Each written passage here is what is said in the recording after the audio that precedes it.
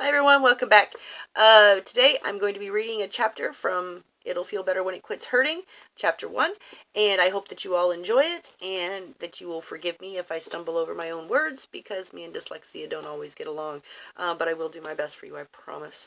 Anyway, so now, without further ado, I am going to be reading I Could Read the Mayo on the Wall from It'll Feel Better When It Quits Hurting. One fine day, Mother took me shopping with her. Just the two of us.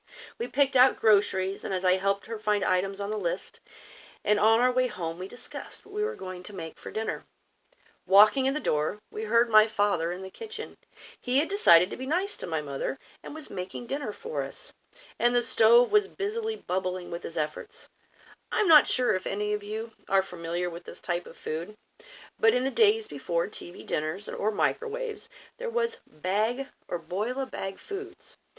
Mostly things like mashed potatoes and some kind of meat, often with gravy, that were in sealed bags and then boiled to cook them. They're actually kind of cool. As my father turned and grinned at us, I thought my mother was going to have a stroke as she stood there turning red, staring at the dinner my father had made. To this day. True story. I am not sure why Mother was so mad or why this upset her so, but take my word for it, she was livid. My father's grin faltered as he stood there before the steaming pot-covered stove and announced, "I've made dinner for us!"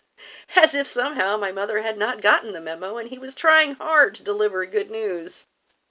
For an awkward moment, we both stood in the doorway in silence, and then I was told to take my place at the dinner table. We had a short, oblong table where Father at one end and Mother on the other, and I sat between the two of them. It was a very quiet, tense meal, where I ate in silence as I watched my parents glare at each other across the table, until the moment Father asked Mother to pass the mayo. She stared at him for a few seconds, and then with calm deliberation picked up the glass mayo jar and launched it at him. That jar sailed across the table with a gentle tumble at the midway mark, straight to where my father's head had been the moment before he ducked. As the jar exploded behind my father, he popped back up and grabbed the first available item on the table and returned fire.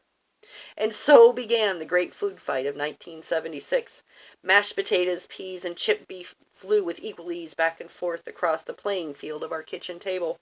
As the ammunition began to dwindle and the volleys became more sporadic, an uneasy truce settled over the kitchen as each of my parents stared at one another in the mess they had made. Even as young as I was, I needed no help reading the mayo on the wall. To know that this was the beginning of the end of my parents' marriage, and nothing in this world would ever be the same again. So, that's it. That is the end of the first chapter from It'll Feel Better When It Quits Hurting. I hope that you guys have enjoyed the book readings I have done for It'll Feel Better When It Quits Hurting, and you'll go out and perhaps buy it, which would be awesome. So, thank you all, and I hope you have a good week, and I'll see you next Sunday. Bye-bye.